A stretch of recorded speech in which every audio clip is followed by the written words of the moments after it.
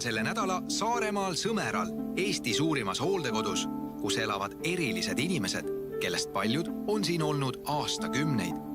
Millised meeleolud Sõmera elanike seas valitsevad ja kuidas nad ise peatsesse kolimisse suhtuvad? Kell on umbes 7:45 varahommikul ja siin Sõmera kodus lähevad kliendid just hommikust sööma. Lähen ka vaatan, mis siis pakutakse menüüs. Tere hommikust! Minu nimi on Roald. Jah. Kas sõid juba ära või? Aha, mis söögiks oli? Mis täna menüüs oli? Mis sa sõid? Putru või võileiba?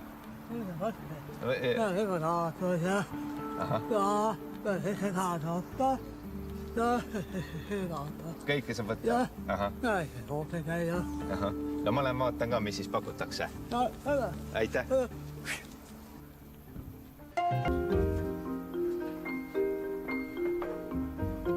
Sööklas saan sooja vastuvõttu osaliseks. Igaüks tahab just endast ja oma tegemistest põhjalikku ülevaadet anda. Tere! Mina olen Ahti Jõgi. Väga meeldiv, mina olen Roald. Olen 37. Tõsi, jah?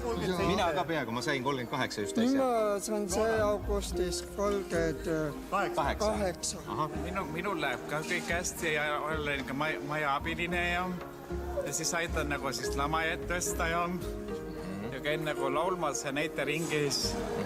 Ja siis ma käin seal mälumängus, käin ka veel. See on ju täna, eks ole? Ja täna kell 10. Just, me tuleme ka vaatama, kuidas mälumängu mängitakse. Jaa. Loodab, mina iga või joonistati tööd ka.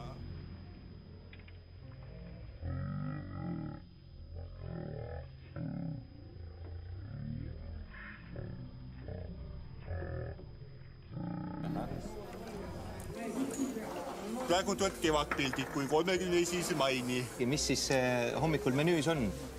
See maisimanna, puder ja kohv ja siis on see leivesai, see on üks sama, jah. Kas on selline, iga hommik on selline puder ja võileib? Iga hommikul on erinev, pudru ei ole ühtemoodi.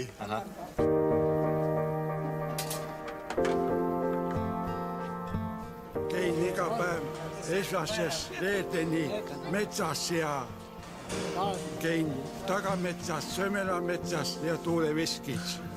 Ja see on minu armas mets, pisiloom. Annan musi. Ma vaatan näiteks ET2 ka, see näitab kenasi multifilme ja vanuaegseid saateid ja lastetuba vaatan ET2-s, jah.